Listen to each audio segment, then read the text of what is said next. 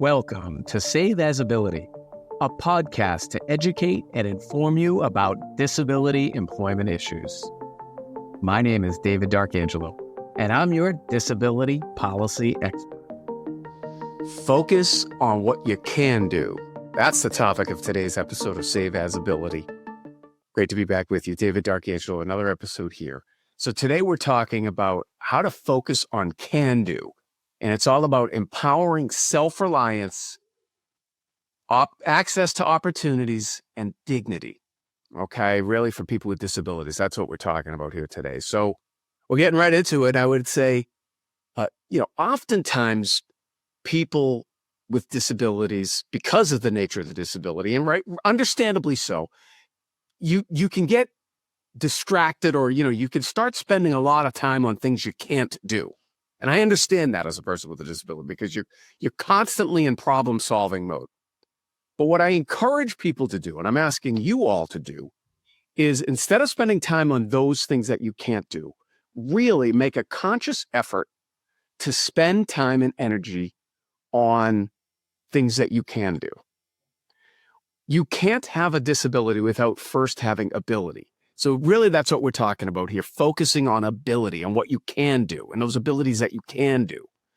So the emphasis here is self-reliance that will lead to access to opportunities, promotes dignity and self-determination, which are all good things for our human condition, for everybody, not just people with disabilities, okay? Ultimately, that leads to freedom, and that's what we want here in America. All Americans want that, whether you're a person with a disability or a person without disability. All right, so we're diving in here. I've got some strategies that I want to share with you. And really, again, it's about asking you to shift perspectives away from things you can't do. Let's take that out of your vocabulary and really try to focus in on things you can do. And this will help unlock possibilities and opportunities for people with disabilities, your families, and everybody else involved with people with disabilities, right? So let's start with some real world data here, though. Let's not just be,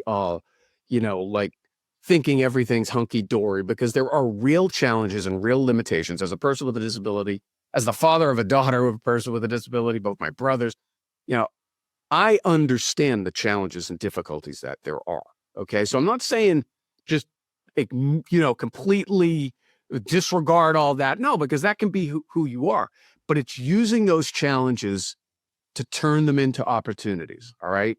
So, because the data is clear that, the landscape, and this is right from the Bureau of Labor Statistics, just looked it up before we started here, we're around 23% of all working age people with disabilities in the labor force. That means there's about 67% or higher of working age people with disabilities not in the labor force. And that's an issue.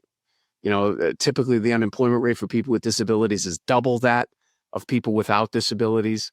Equally concerning is the poverty rate, which is around 20 or 25% of all people with disabilities live at or below the poverty line. And this is significantly lower than people without disabilities. So there's a lot of work to do. So you say, well, but Dave, focus on positive things. Well, that's what we're trying to do here. We know on the macro scale, we know on the aggregate level that there are challenges there. All the more reason for you as an individual to focus on what you can do and do what you can do to buck those statistics, to go the opposite way on those trends. And there's good news. The good news is that you have ability. And the whole pool of people with disabilities has ability. Okay, like again, if there's 10 things that an employer needs, okay, maybe you can't do one of them because of your disability.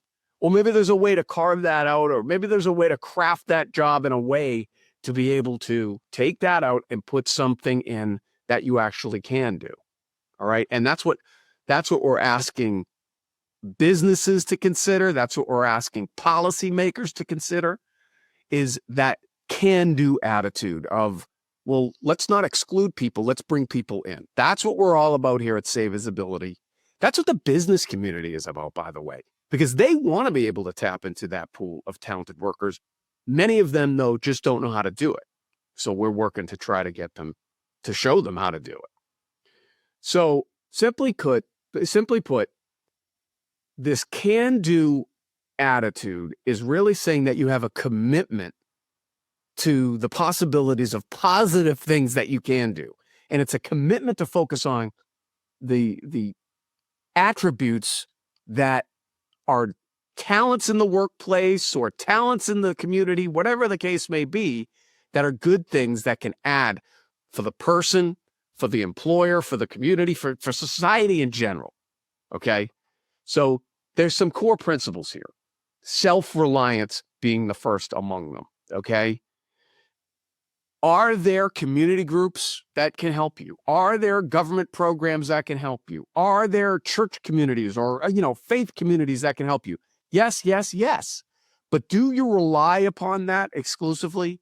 No, you can't. You've got to rely upon yourself. Are those other things pieces to the puzzle? Yeah, probably. And there's roles there, and we've discussed that on many episodes. But at the end of the day, you've got to be able to rely upon yourself. And if you're talking about your abilities and not talking about what you can't do, then others will tend to do that as well.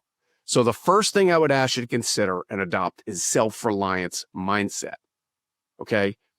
Next is not focusing on the limitations and on the challenges as much as the access to opportunities. That's what you're asking for here. You're asking an employer, you're asking a nonprofit, you're asking a program, whatever the case may be, to provide you access to opportunities. Then it's up to you. And back to self-reliance, what we were just talking about, if you can rely upon yourself and make good on your talents and abilities and skills, well, now you have that access to opportunity. Now you can make the most of that opportunity. Okay? And this is really kind of wrapped up by the third thing that I would say, and that's the dignity of life. That's what I believe in. I believe that, God created all of us with this dignity of life that we have here. And America has provided us the freedoms to be able to pursue that. So it's up to us then as self-reliant individuals to get access to opportunities that will improve our human condition. And that to me is the dignity of somebody's life. That's, the respect, that's being included, that's meaningful participation. And that's available for all people with and without disabilities. Can it be more challenging for people with disabilities? Yes, it can. We know that. We're working to problem solve for that. That's the whole reason of this episode. And so ultimately, if these things are in place, the self-reliance and all the way through to the dignity that you'll feel in having made good on your abilities, really, then what is that? That's self-determination. Okay, that is a core tenet since the founding of America, and all the way, it's a big principle for the disability community too, is self-determination, independence and self-determination, right? So by making good on all these other things, you're becoming more independent and self-determined, which is a good thing. So again, that self-reliance is going to put you on the path to prosperity. And you know what we say about that you've got to be able to persevere there. It's not easy. If it was easy, everybody would be doing it. It would have been done by now. There is a reason why these are long-standing challenges for America. Okay, this is not, this goes above political party. This goes above socioeconomic status or other demographics. Okay. But again, the core part of self-reliance is having this agency for each individual, being self-reliant, self-determined. Okay. And a big part of that is economic empowerment. And that's why we're pushing employment so much here at Save Visibility and talking about it so much. So whether it's a wheelchair user overcoming transportation barriers to get to work, or a person with visual impairments mastering specialized software like JAWS or Zoom Text or whatever, aligning these skill sets will provide access to opportunities and dramatically improve employment rates for people with disabilities. Okay. This then leads to more financial freedom. This leads to more personal agency and dignity and self-determination. Okay. So getting access to these opportunities is key. And there's some common denominators there. Let's talk about a few of them. Well, we know that education is important for everybody. And it, again, doesn't matter whatever demographic category you fit in, political persuasion, none of that matters. Everybody agrees. There's a consensus here that you need education, you need training. Once you get those, now you have the tools you need to be able to make good and to get that access to opportunity. So that's kind of a bedrock thing. But the way we've done it has been a little complicated. We're now starting to envision ways to be able to have more access to that. And the internet and YouTube is a great example. How many videos right now are just a few clicks away from you learning? And if you don't like that one, you can go to another one. You can compare and you can get, a consensus of thought. And a lot of it is free and a lot of it is available to you to make your own decisions there. That's a good thing, I think. Technology has increased and really leveled the playing field for a lot of the prevalence types of people with disabilities. And so, it's really embracing that, getting educated and trained on those technologies.